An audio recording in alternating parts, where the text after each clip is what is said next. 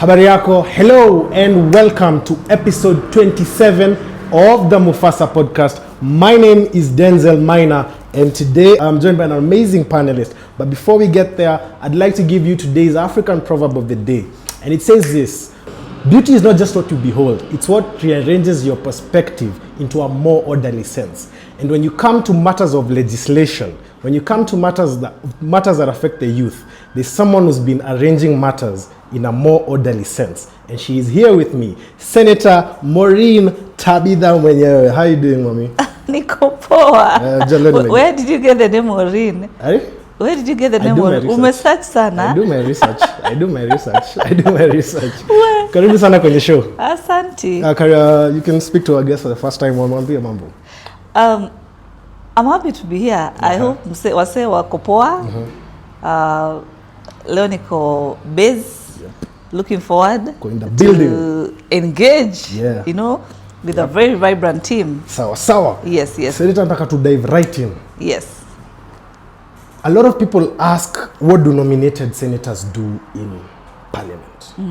I think even before we go into your work, it's very important that you clarify for them. Nominated, nyudu? Hakuna tofauti. We are all senators. The common denominator is that we are senators, 67 in the House, and we all do our 3 mandates, that is oversight, legislation, and representation. There is no difference that is there so much. Same salary, same privileges, same everything, because constitutionally we are all senators, we are all members of parliament, so it's basically just the same.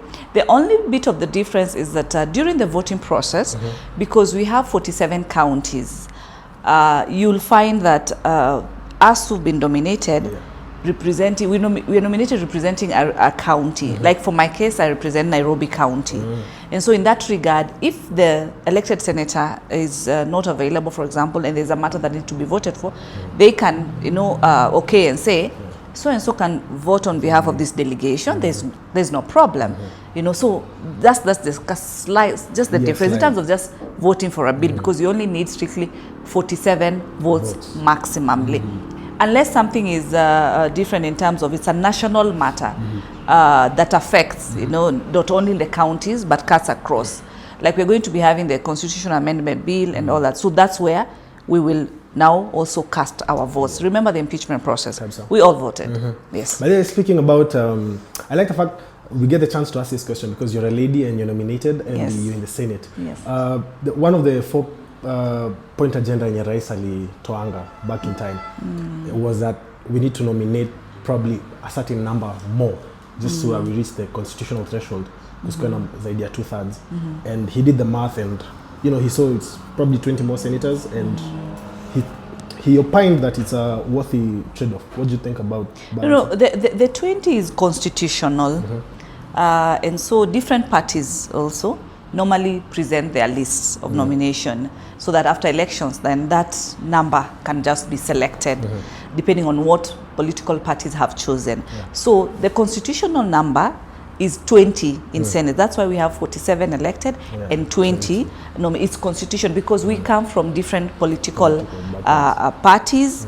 Of course, the leading and the majority in Senate is the UDA, which is also my political party. It's the party that also gave me this particular platform, a party that gives an opportunity to young people. It's not about your big name. It's not about you are the daughter of so-and-so or the son of so-and-so. It's just a party that gives an opportunity to young people. Yes.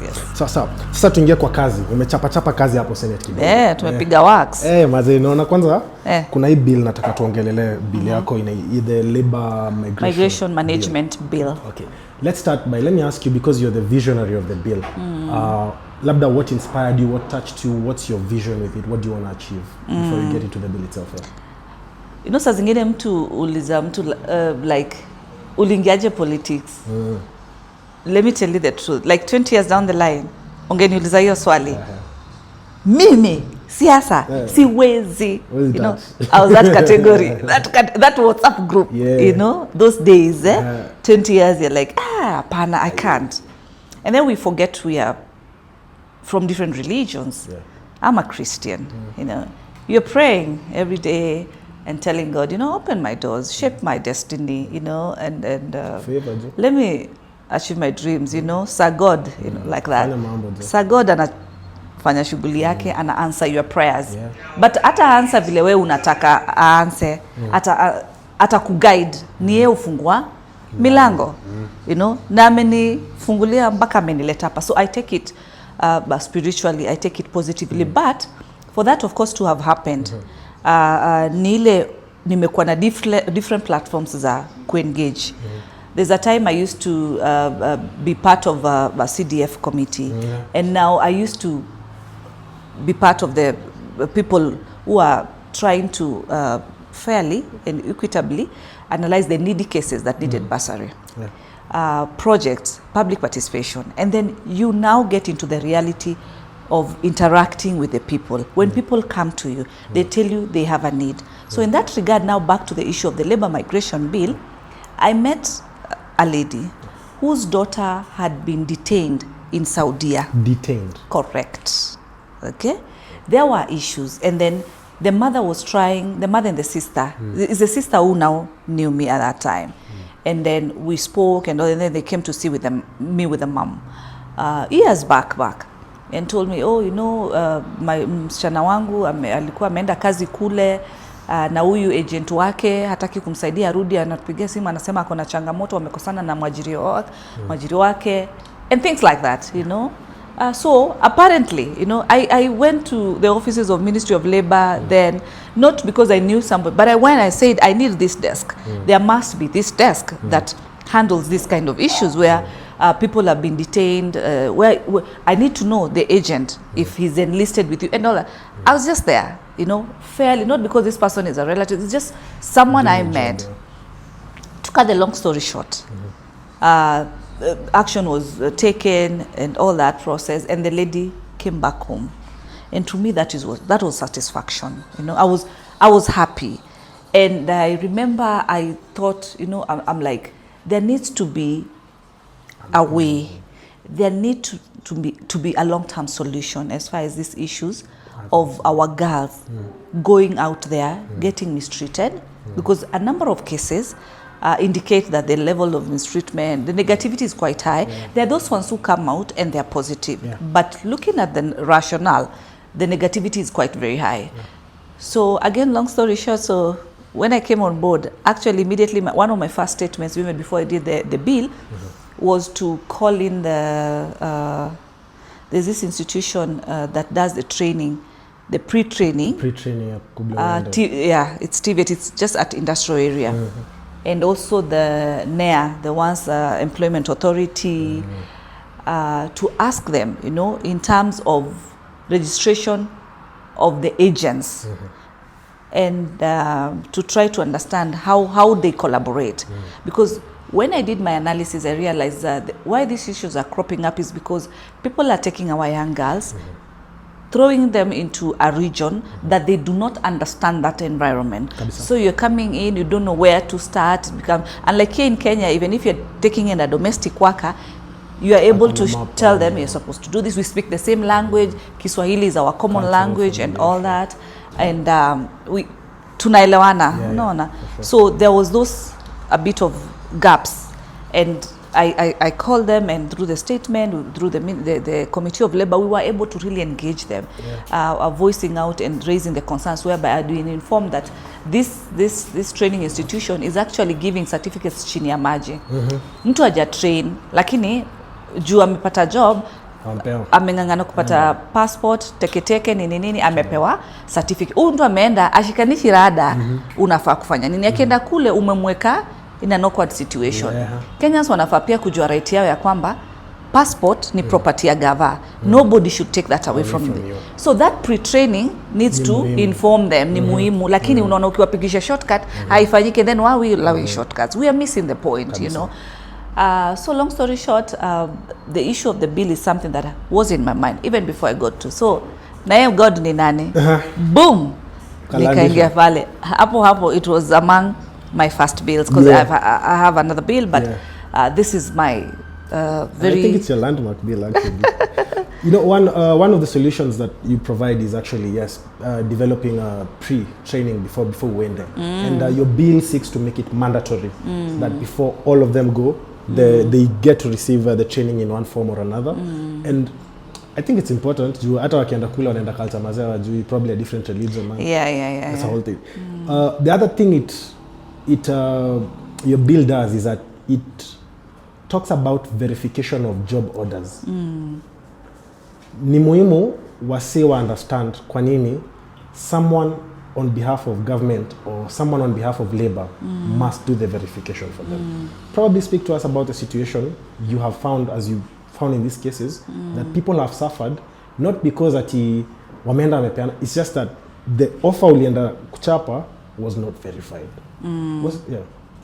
Those cases are there, as in, there are so many, because you see the problem is with the agents. They lie to them, you know, they lure them. One with good titles of opportunities, unaenda kufanya this type of work. Lakini akifika pale anapata ni story ingine. And the other problem unapata pia wao, because of desperation na nini, wanaogopa intensively kujaribu verify, because pia mtu anaona naweza uliza maswali mingi nitolewe kwa list. Hata Biblia imesema information is everything. You know, people it's very powerful. People will perish because of lack of information. So lakini mtu anaogopa because anaona atatemwa. So anaenda pale hayuko sure, lakini ako desperate kwenda pale. Ukienda pale unapata ile kazi ulikuwa umeambiwa utaenda kufanya, si hiyo ni ingine. So what do you have to do? Unaanza kusurvive. Unaanza kungangana kukua kwa ile space because verification haikuwa. And that is why even in my bill encourage sana pawe na database. Okay, first of all our agents, and then kama umeenda na huyu agent ndio amepeleka XX limited, then pia yeye akona wale watu wake amepeleka destination contacts, and you know, alafu ya next of king on this side in case of anything and all that. Actually a few weeks ago I was with the UN and they had called me because of this bill, and they had brought in the domestic workers, the migrant domestic workers who had worked there, and they were telling their story. I think even I'll do an amendment in my bill to propose a labor migrant day for our young people who have been out there, where they can tell their story, where they can communicate, both positive and both negative. I have actually an issue I'm following up for a lady. She's called Mama Bilal. He has a son called Bilal. And when he went there, I mean, years and years, he gave birth to this son. And so when he was coming back home because of issues and all that, they separated, you know, him and the son. They were left with his son, and she was, you know, brought back home. And she's been crying. You know, and as a mother, from where I sit, I feel her pain. And it's something I'm also following with the Ministry of Labor. I'm happy that the ministry did put a committee to be able to follow up the case so that they can bring his son back home. Senator, one of the things your bill also proposes is that there be a multi-agency vetting committee that includes senior representatives from the Labor, Foreign Affairs, Immigration, National Intelligence Service, DCI, and private agencies. Talk to us the importance of also viewing this as a security situation. We live in an era where human trafficking is real. True. We live in an era where it's happening more than this level. Actually, looking at the complaints that have been there, looking at it, I'm a very optimistic person, you know. I try to look at both sides of the coin. And not really looking at the negativity of the job opportunities for migrant workers. I also look at the positive, because there are those ones who've actually come out and said, you know, it's been good in our work. And those ones who feel they've really been affected. So the importance of the multi-agency is to have a system that can interconnect local here and internationally where they are. There be a center, even a call center, in case of anything, the people can be able to use that call center to report. There needs to be an attaché at the Foreign Affairs, Ministry of Foreign Affairs, in that office, in that country, that our people, and a department that just deals strictly with issues of migrant workers in a special way, you understand? So that they have a place, they have also a rescue home, that in case of anything they can be able to run to. But my goal, genuinely for this bill, is first of all to have very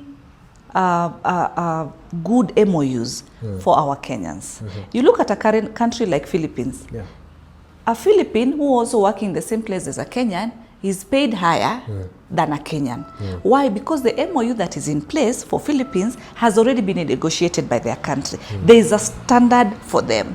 There's what is required from them. There's a certification that is required from them, like that. So with that, they are already placed at a certain bar. But why should that be the case? Yet Kenyans, and I'm always proud being a Kenyan manzi, because unaendanga alafu kizo, hey, which country you coming from? But sijui kwa nini unasemanga mimi ni Rwanda. Where? Mimi I'm Kenyan. So there's always that, hey, Kenyans, you are very hardworking, you know, you are very kujituma. Unaona ile sabia mbaya tumefunza watu wa Tanzania.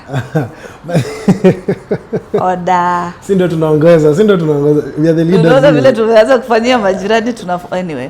So but basically Kenyans our bar is very high, and people love Kenyans. People know a Kenyan is a strong person, is someone who's very resistant, and someone who works so hard, you know.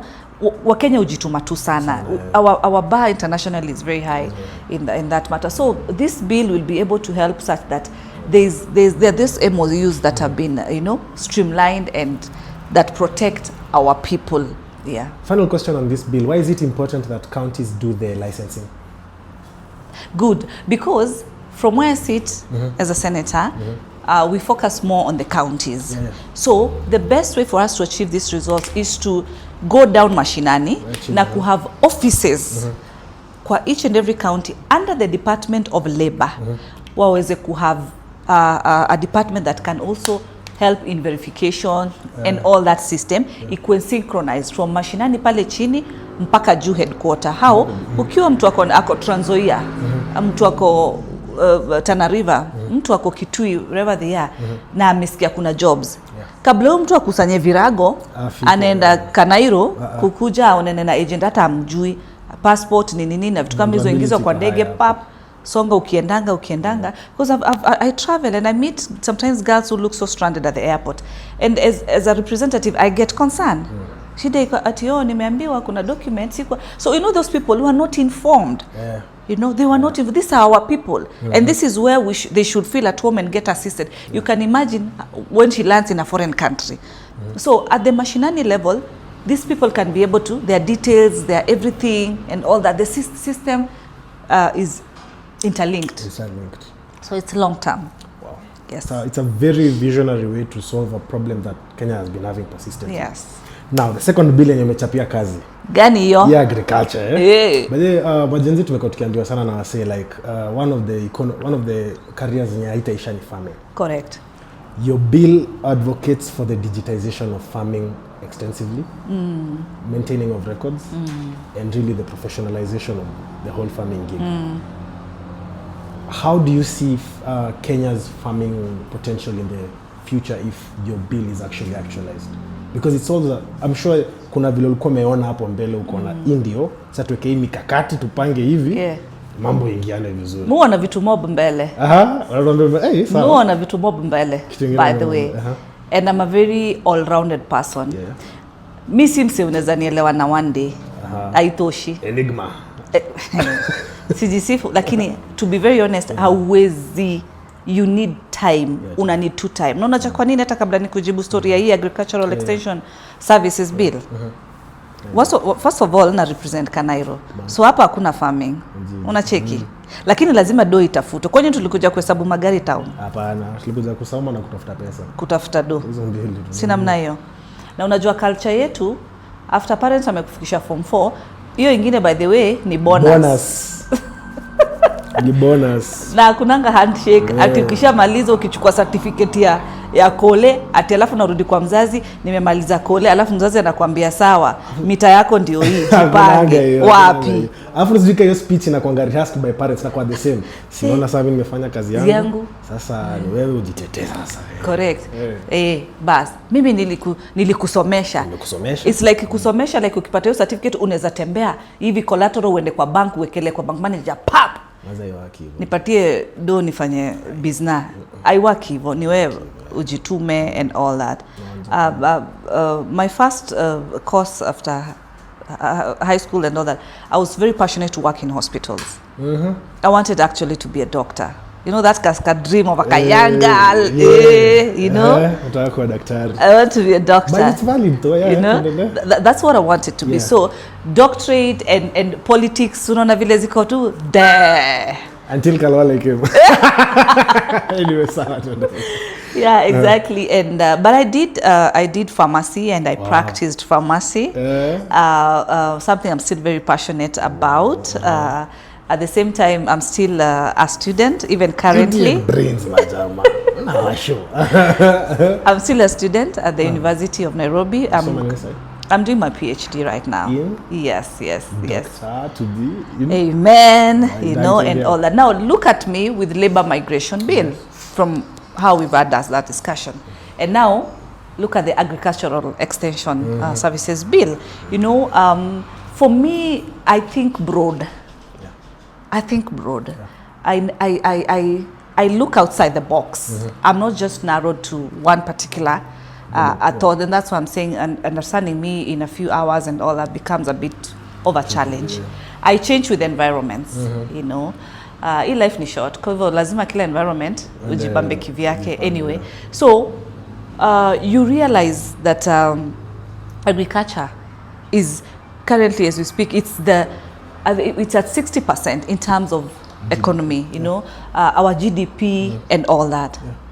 And my emphasis was basically to have the officers in place. And kitambo, like years and years back, we used to have officers who would go and extension exactly who would go to the farm and be able to advise and offer the correct technical knowledge and experience to the farmer, so that at least tuweze kuensure tume maximize potential yetu. Correct. Na productivity pia yetu. Yes. I love it like the president, when we came on board, you know, he was able to subsidize fertilizer. Big time, good thing.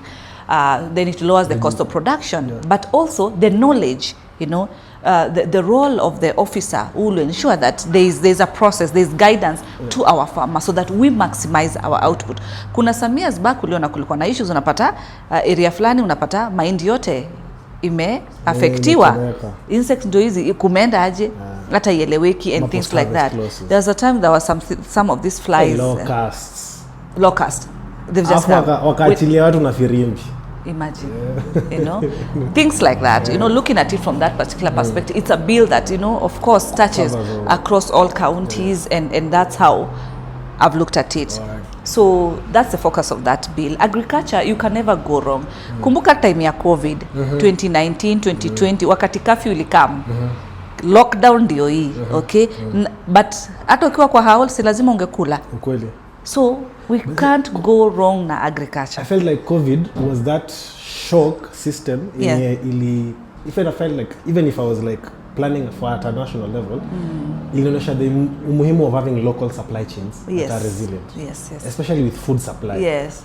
Man, vitu zinaweza change dakika moja hivi. So actually speaking about being more resilient as a country and to the things we're doing, one of the aspirations of the president over the last 2-3 years hadi kwa hii broad-based government imekuwa enhancing our democratic experience. And this is something, for me it's been an intrigue, because he put it down to 4 things. Na kuna moja aliongelelea Senate Oversight Fund, CDF, yeko kwa katiba, nasema senators wapewe Senate Oversight Fund, women reps wapewe the Women Affirmative Action Fund. Are you for this? What do you think about it?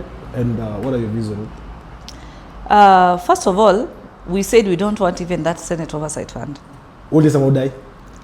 Na hatutaki kudai kwa sababu it has been turned political. sometimes people don't look at why this, you know. They flip and start saying this has brought about this. What I mean is, when we started now going to the ground, now the MPs started voicing out and say, uliza Senator, pesa ya oversight amefanyia nini? You know, you confuse people. You are a leader. That fund was supposed to facilitate what we call oversight to facilitate to go and invite Kenyans, invite people in your region, in your area, to get to understand what are the issues that are here that are affecting you. What is positive, what is negative, a conversation, a platform for our people, you know, continuously, and engaging in different matters, in different dockets, in the health docket, in the finance docket, you know, in the agricultural docket, in the education docket, you know, having different stakeholders and Kenyans who come and you have a conversation and get to know where are the loopholes, what is the problem, what can we be able to do. But now a member of National Assembly will stand on a podium and say, ask them what they've done. They forget this is not money for building schools. This is not money for building roads. You know, misinformation to the people. And let me tell you, we have a problem. And the problem at times is us, the members of parliament. We are the problem. As the representatives of the people, we should be able to guide the people and tell them the correct thing. But we have politicized everything. Everything, it loses meaning. It loses the original form, the original picture of how something needs to be. So, Senator, Parliament is 2 houses. Correct. It's bicameral. Yeah. Yeah. The proposition, it was a win labda for National Assembly wapate NCDF imekuwa kwa katiba. Kwa katiba, yeah. Nye oversight fund imekuwa kwa katiba. So nyinyi mmesema, nyamdai yenu. Correct. Na tumesema hivyo na facts. You know, it should not be. For sure. To be very honest, it should not be, mimi nimekula nimeshiba, na wewe shika kula ushibe. What about this other Kenyans? When we had the conversation of CDF some time back, CDF has done wonders. I respect that. It has built schools, hospitals, many other things. And the top of the cream, the bursary perspective, it has assisted so many. But what is that bursary used for? It is used to campaign. It is used to lure Kenyans. You know, vote for me, I give you bursary. It is their right, you know. But now, when I say, where I support this, I say we should scrap off the issues of bursaries from the MPs, from the women reps, from the governors, from the Ministry of Education, we scrap off. What about CDF itself, the fund? Hold on, we scrap off that and have free education. Okay. Are we together? Scrapping CDF will help in terms of ensuring that members just legislate and oversight. How can you be the same legislator, you are the same financier, and you're supposed to oversight yourself? How does that work? How do you mark your own exam as a student? That's why we have, you know, teachers to be an examiners for that matter, to be able to certify if you qualify, things like that. You're also a politician when you spend time mob ground, sir. Yes. Do you think the Kenyan electorate, yes, unaijua vile unaijua, do you think they're ready to let go of the idea that tukitajido tutaendea kwa MP? They are not the problem. They are not the problem. We are the problem. You know why? Because we'll go and tell them, usikubali. Unajua, sasa unakubaliaje na mimi nakuleteanga ile 10k, unalipia mtoto shule. Now, why can't we change that conversation to semeje, sihitaji sasa kukuletea hiyo basari ya 10,000, na tunahitaji sisi wote tuzungumze kwa lugha moja kutoka class nursery. Naanzikwanga PP1 siku hizi. Kutoka, kuna baby class. ECD, unajua nyinyi majenzi, hata parenting ni issue, mutakuja tu, mutabarikiwa. So from hiyo ya chini up to form 4 should be free. Mzazi kazi yake ni kununua tu uniform, okay, na whatever inahitajika basic, mtoto aende shule. From there now we should be moving to tertiary. We have beautiful structures, we have a beautiful education system and all that. You should be confident kusema, ukimaliza hapo, hiyo ingine miaka inayokuja upate pia ni free. Na isonge ikiendanga. Look at our time kitambo, you could ungeitwa university, ile pesa serikali na kuinvoice ni 10k. Okay, those times na bado uko na help. Okay, help has been there. Wewe unachukua help. So I mean, ilikuwa inaweza, mtu alikuwa anaweza kujipanga and all that. And excuse imepanda. It's very high. You get. But also the cost of living is high. So I agree. But how do we cut that? How do we it should be nipe nikupe. Drop this, let's sacrifice this, and we give Kenyans this for long term. Sisi what, when you are an MP permanently, are those seats having super glues that you are the one? Put yourself at times when you are also on the other side. And we all came there. Nobody that hakuna watu tulipata hapo at such that hawa sasa wako hapa permanently atiko hivyo hapana, hakuna you know. So we should encourage a conversation that let's change, let's look at the other side, let's tell Kenyans like na by the way sasa niulize na tukia sababu tumetengeza classrooms kwa mfano zimefikia hapa, nayo ministry ingilie iongezee zile zingine zitahitajika na mambo kama hayo. Na hapo pengine sasa tujaribu sisi wote tufanye masomo ikuwe free. Kenya National Highway Authority, Kenya Urban Roads Authority, Kenya Rural Roads Authority, that is KERA. Hao wote wanatengeneza barabara out of the levy fund. Okay? So why again should a member of parliament be there anatengeneza barabara?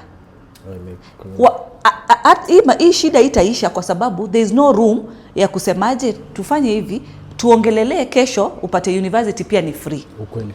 Tuongelelee kesho tuone vile tunaweza create more jobs for the young people. Lakini sasa akili iko hapa nani mheshimiwa, unajua ile barabara wakati ulikuwa unafanya campaign ulituambia utatutengenezea. So what does mheshimiwa do?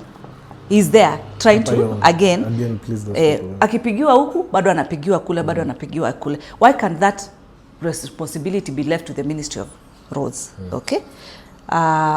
Already also we have a devolved government. Governors are doing whatever they're supposed to do. Ile shida tu niko nayo nao ni ile munyama inaitwa pending bills. Hiyo ndio inakosea Wakenya wengi sana. And these are matters tumewaambia. As we fight for you even for more funding, try to ensure hata nyinyi mnalipa suppliers so that the money can be able to circulate, you know. So that's the challenge that we have. But in realistically speaking, if we can be able to sacrifice A, B, C, and D, we can be able to go very far. Sasa, let's go a bit regional, Sasa. You sit on the board of IMF Parliamentary Network. You represent the regions, you know.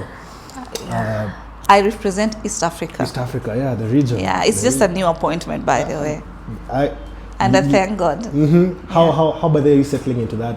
How does it, like, when you're now representing East Africa, how is it very different from probably when you're Nairobi, you're the senator?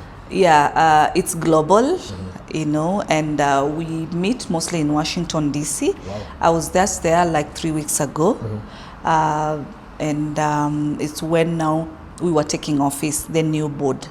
It's just new board, the one that was there ended its term, now it's a new board. There was an election process. Yes, I applied, I was shortlisted. Ni kama nominations.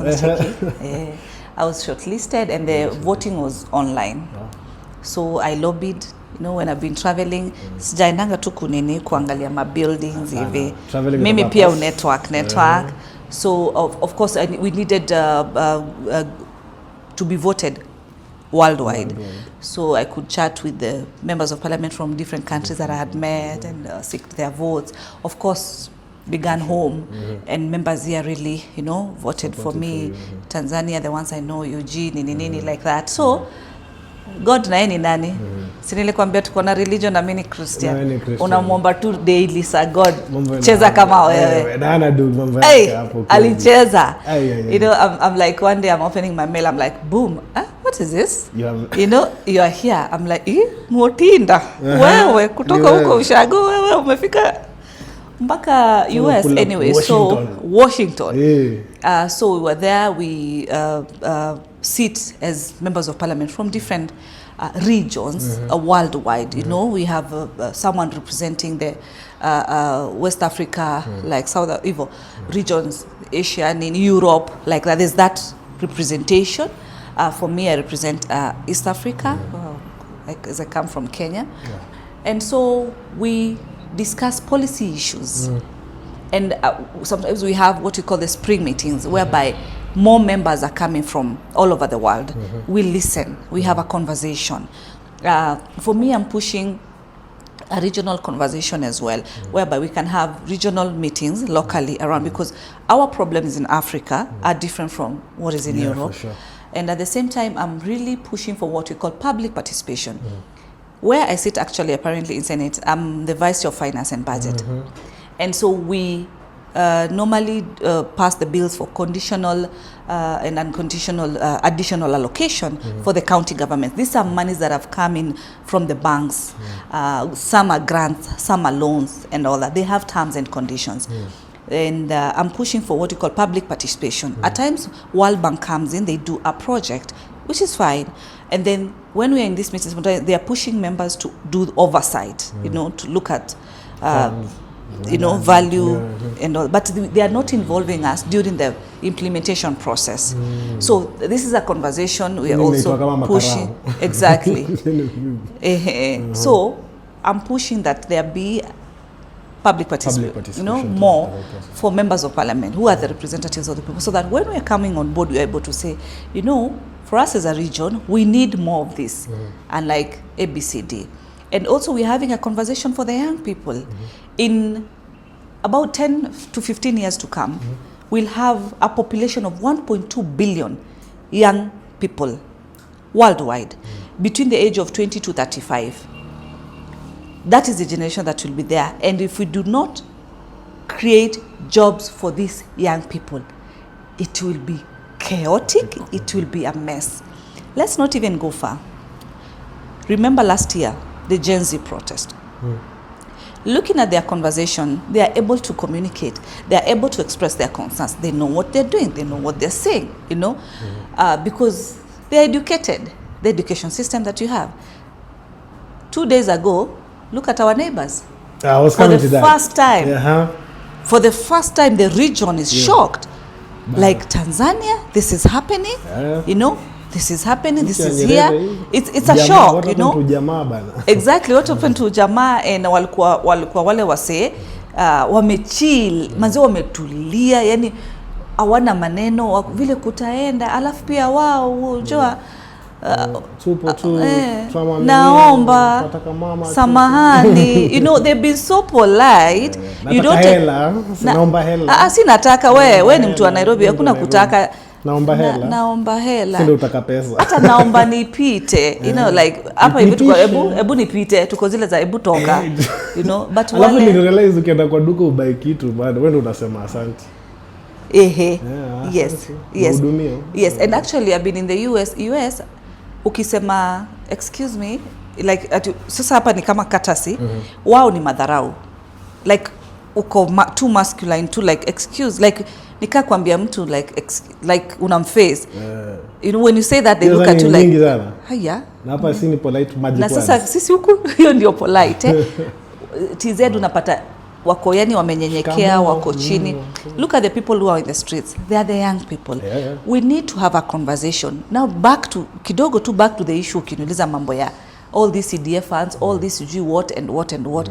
Those funds should be consolidated so that now we empower the young generation, give them platform, because wewe utapea mtu basari mpaka lini? Unangoja ulipewa, your mom was given basari akakusomesha, okay? Wewe Mungu amekufanikia. Pia tena wewe ndio huyo hapo kiguna njia, the same member nisaidie na hii basari. Kwa nini isifike by the time mtoto wako anakuwa upate hata hii masomo imekuwa imechange? Wewe sasa na wewe uweze kuconcentrate na works.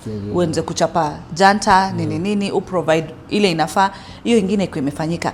We will never build roads for the rest of our lives. Itafika mahali tume maximize. Itafika, time itafika. Hata kama ni miaka ngapi, itafika mahali kila part of this country iko na barabara yake. So what next? Hebu nikuulize, as a chairperson, as a vice chairperson of the budget committee hapo Senate, would you support a proposition that Senate wako wana discuss the finance bill? Actually, with these amendments that are there, it's part of our proposal, up and including being part of budget process. It is. Senate mnadai wao. It is. Si mambo na kudai, wacha nikwambie. hata kama unaweza iangalia hivyo like in terms of kudai, but tunadai kitu ina make sense, kitu iko real. So unataka tu negotiate. Hebu explain mbona ni muhimu Senate pia wakwe as early as the budget making process. Correct. Throughout the whole thing. Yes, because we are all taxpayers, okay? All this money is collected through taxation, KRA and all that. So it shouldn't be one body is the one that is legislating, doing budget process. And then sasa, when that happens, then munatuletea hii side ingine. We are just supposed to swallow what we've just decided. It should be collective pamoja. We should also be able to participate in that, because we are also representatives of the people. Okay. We do the same work, by the way. They legislate, we legislate. They oversight, we oversight. They represent, we represent, and all that. So why is it that then they do budget, then we cannot be able to be part of that process? Then why? We are served by the same institutions. We summon the same institution, or we invite the same institutions for them to be able to respond on matters oversight. So the best thing is to be part of that budget process. Look at the case example of Ministry of Health. When the budget committee of the National Assembly tasemaje, wacha hii pesa fulani ndio inaenda kwa hii ministry and all that health. Pia sisi pande yetu tuko na committee ya health and all that. Na tuko na committee yetu ya budget. So we are also supposed to be involved because we oversight these particular hospitals. As much as we oversight the ones devolved, the ones at the county level, but we forget something. We are all serving the same people. Either when the Kenyatta Hospital, which is a national government hospital, ama when the Mama Lucy Hospital, which is a county hospital. Are you not a Kenyan? Are you represented by the same person?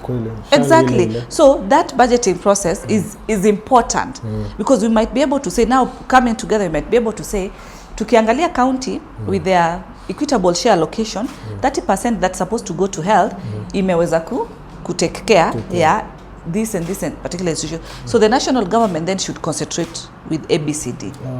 You know, and that will help us be able to maximize and say somewhere like Kenyatta National Hospital to be equipped more, you know, to be added more finances, ikwe an hospital that is, you know, it's up to standard. Up to standard, yeah. Correct. Sasa tuingie last chapter. Tuingie Machakos, hizo side za Ukambani kidogo. One thing Ukambani imeonesha the nation clearly is what a devolved government with a proper ambition can achieve. I think years later bado watu wanaimba kivudha kibwana na makueni. People, I don't think that narrative will stop for a long time because alifanya mambo.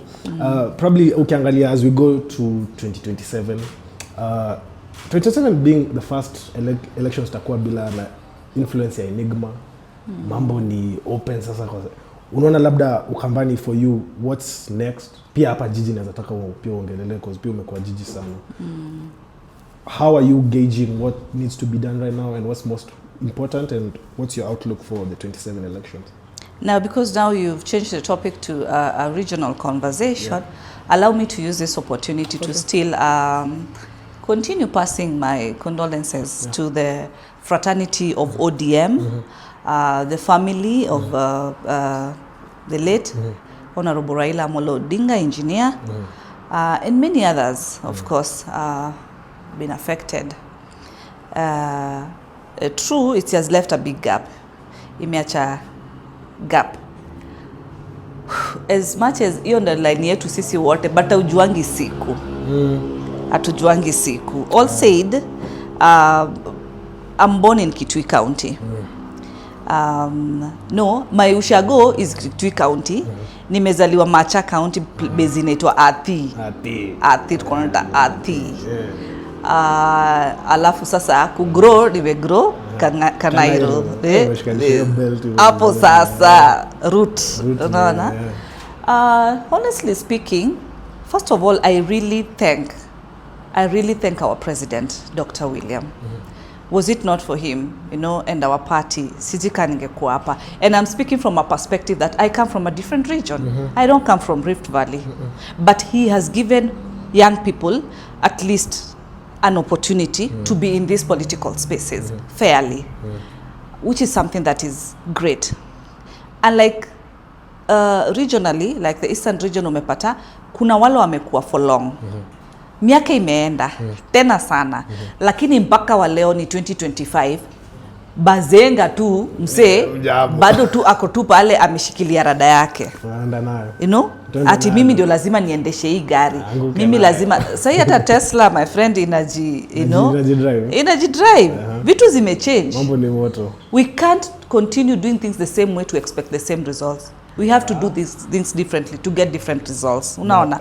So haiwezi kuwa unapata region bado watu wanataka kushikilia tu hiyo gari wao wenyewe. It's the high time una empower other young people, wanaleta new information, new ideas, new ways of just doing things, because vitu manze zimechange.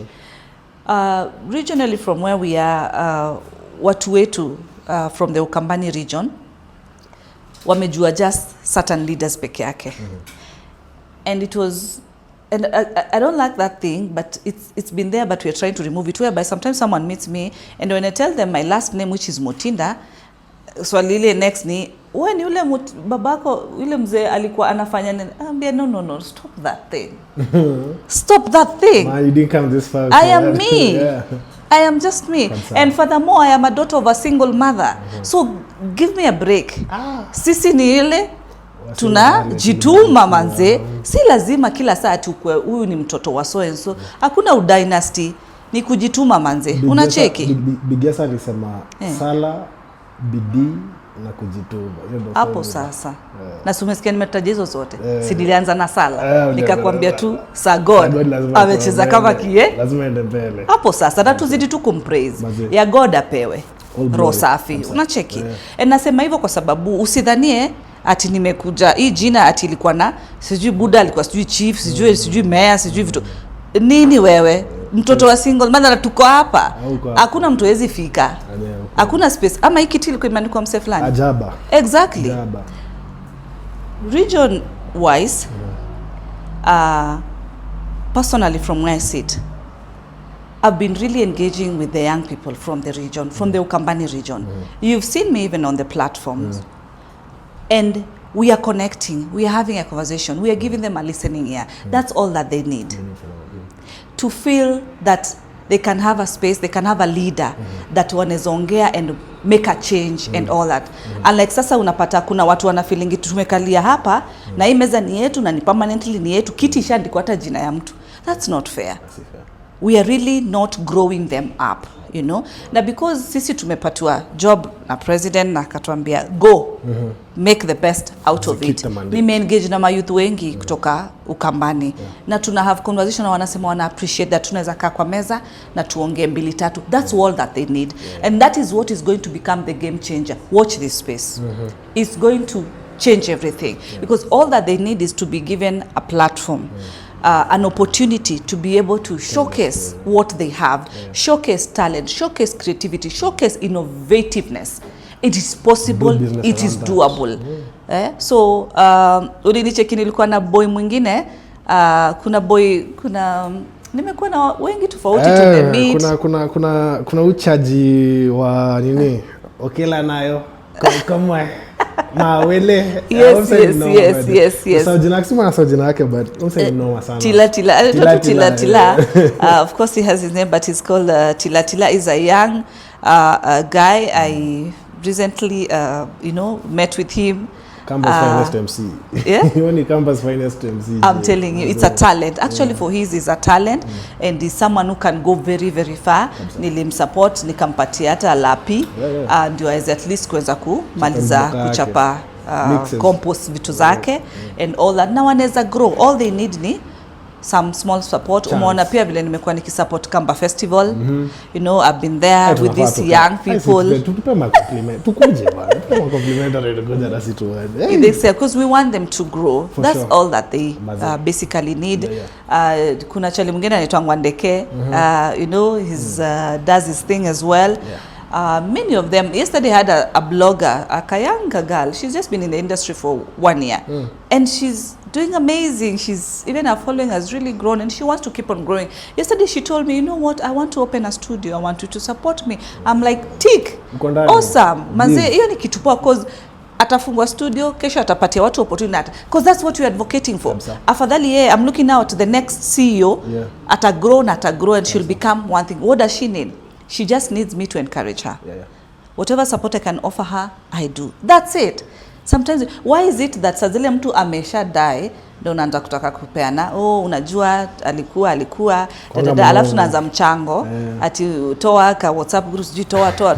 So umsaidie mtu wakati yupo aweze kutumia time yake poa. Shenda mazishi unasikia msana anasema ati umsa alikuwa anaandika ngoma poa. Alafu weka bishti yake haujaisikia hata ngoma ya umse. Haujaijua umsa anaandika ngoma. Yes. Lakini sasa wewe ndio chairman wa committee.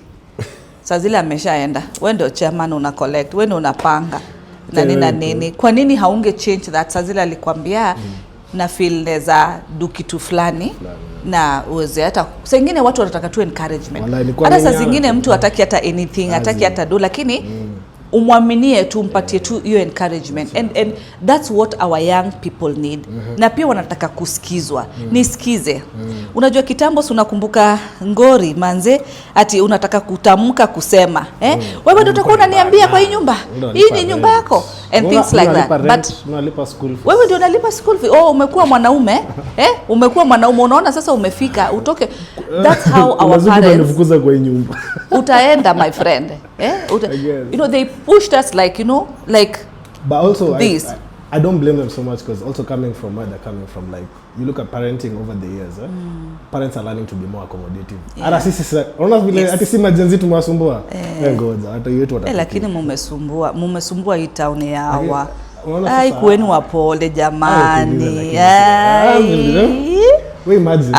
I'm a example. Umeenda chuo. Wapatana na mode akupiga labda akupiga kuchuna nini hujamaliza homework. Yes. Hiyo wakati unajua kuna child rights. Unajua child rights za wewe umeshaambia mode mazemi unajua rights zangu. Atushaimwambia alafu haikuwa ni career na ulitoa hiyo wapi hiyo word ya child rights ya senior nifunza SS. Alafu kamshow hivyo. Sasa unajua like ukifunzwa child rights uelewe you have a right to play. Mbona tunacheza 1 hour a week? Tuone tucheze kila siku. Correct. Sasa mkishikana hivyo inakuwa anyway. That's the ringine. So I think education inaenda kifungua watu ya akili. So pia watu wetu man watatusumbua pia sisi. Watatusumbua ngoja. Sitaki kuagree na wewe in terms of watatusumbua. Nataka kudisagree at the highest level. And we should not even have conversation hivyo like watatusumbua, hapana. Okay, nikisema watatusumbua I don't mean like a bad influence. Order. Iko hivi, unajua tukisema watatusumbua pia tunaanza like tunaogopana, unaona, because first of all wako very knowledgeable. Is it a problem? It's not a problem. It's a digital space. I've actually been a digital ambassador for ICDL. And where we are, they wako very informed. Wanna have wanna access more information from the system, from the gadgets and all that. Na si mbaya, ni poa. Siku hizi unapata hata wazazi, ma old school, unapatia mtoi phone, anachangamka anaingia settings, anakunyooshea, anakuambia shika, story shaisha and all that. It's something to be proud of. Ngori mali tu iko, the resistance iko too much. Ni poa, siku hizi wana have conversations. We talk not to them, with them. Tuna connect na inafaa kuwa hivyo. Na the moment uta allow hiyo space ya kubonga, like unyamaze umsikize na yeye akusikize, itakuwa poa. Kwa sahi cases za mental issues pia ziko mob. Watoi pia wanafungia vitu mob sana. Na wanafungia because first of all labda create fear.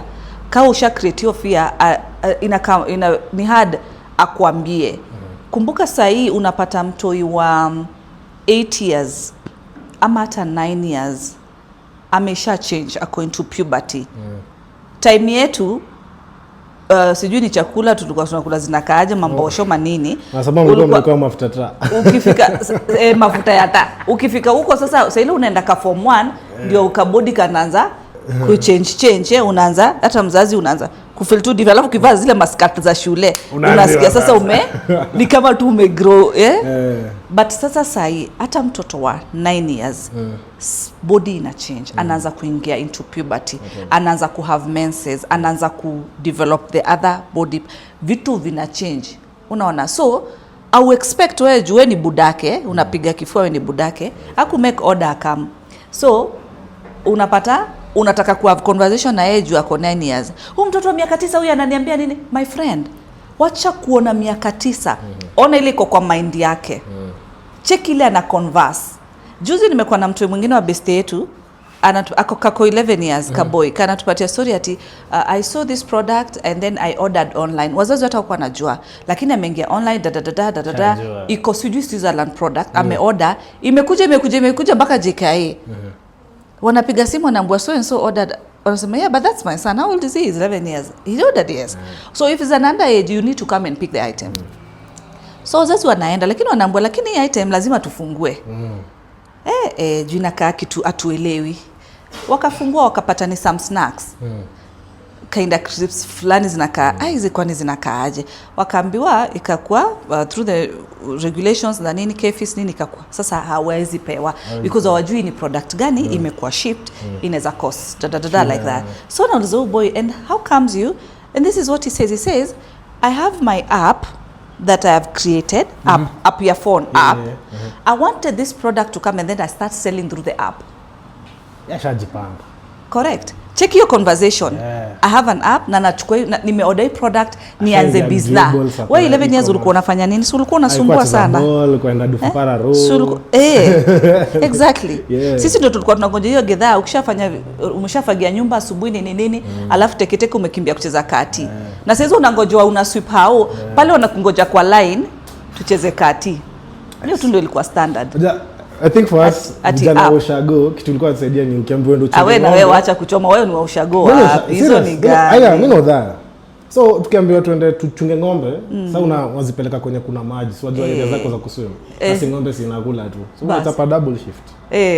Ukijaribu kusqueeze. Ukicheza ng'ombe imeshiba, unatoa mambo iko sawa. Sasa siku hizi tunadili na watoto wa hiyo age wanakuambia conversation da wanaingia hata chat GTP wanafanya research wakifanya homeworks na assignment wewe ulikuwa unangangana na kalamu au wanafanya na net wanafanya sasa una expect bado reason huyo mtoi kama hiyo age noma haiwezi kuwa the same level. Senator man we could go all day in camera yako give the nation your last piece.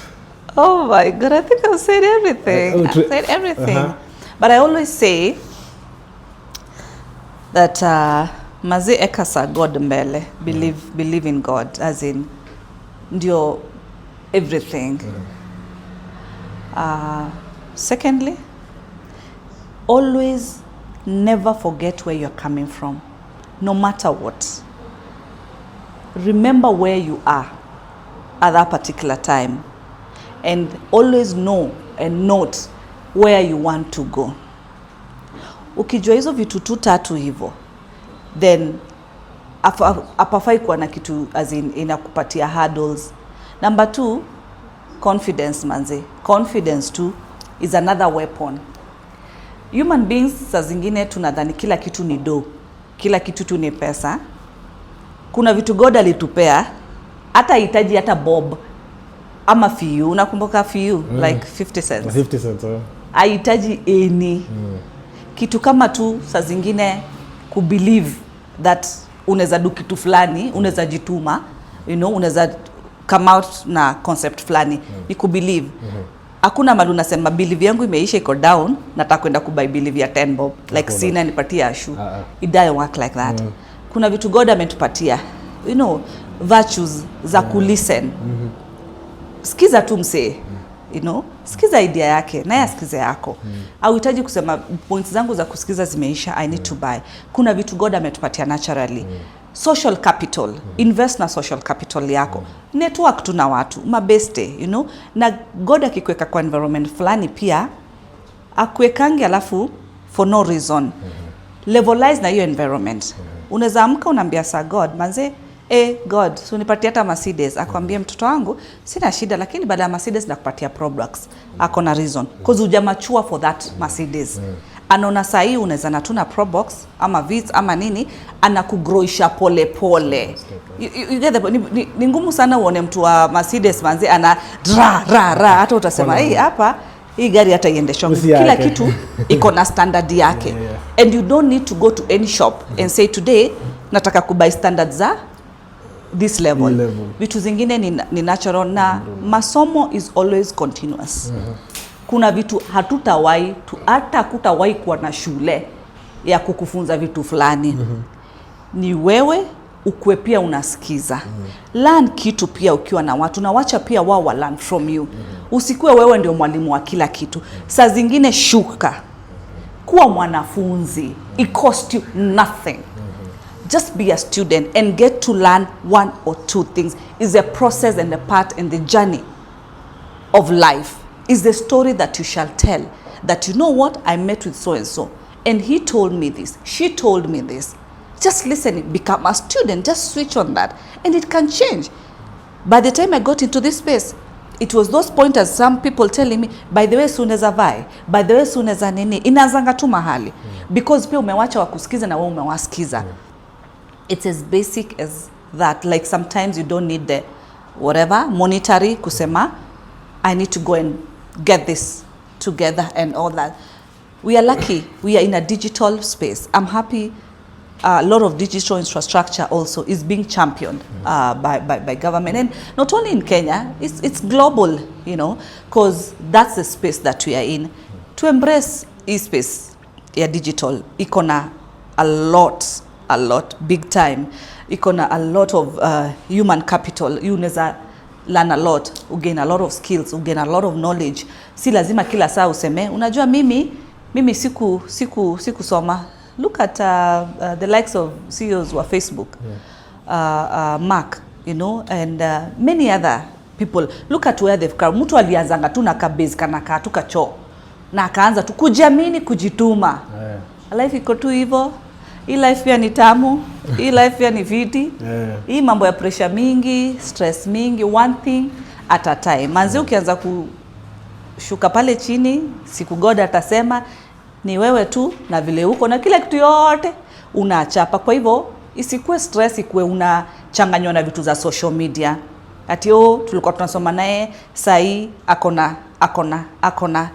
Enda tu na pace yako. At the end of the day unalala kitanda moja. At the end of the day pia kwenda kujisaidia ni one time, unaona.